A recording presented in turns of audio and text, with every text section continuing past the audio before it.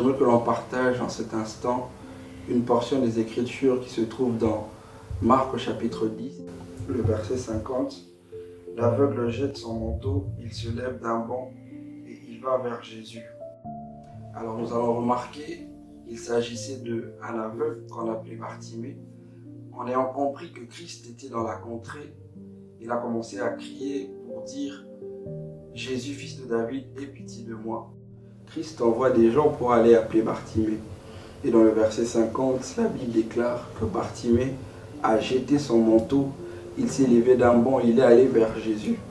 Je suis en train de réfléchir en me posant une question, c'est que Bartimée était aveugle, mais il ne savait pas exactement où se trouvait Christ.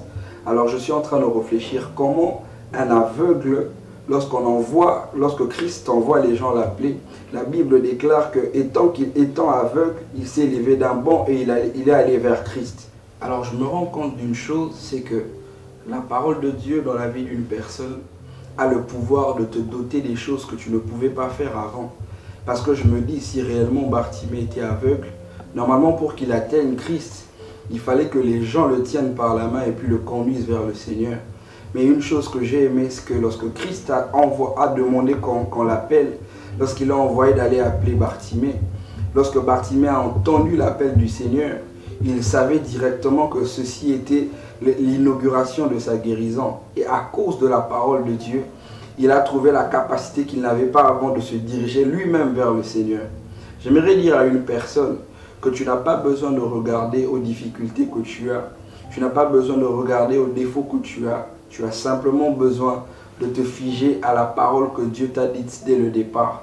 Tu as besoin de te fier à la parole que le Seigneur a eu à placer dans ton cœur dès le départ.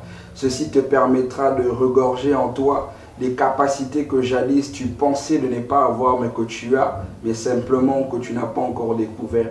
Peu importe ce que les gens peuvent faire devant toi, peu importe le découragement que tu peux recevoir des gens, c'est la foi que tu as, c'est la foi que tu places en ce Dieu devant de qui tu te positionnes pour prier, qui déterminera le comportement qui va suivre le découragement de ceux qui t'entourent.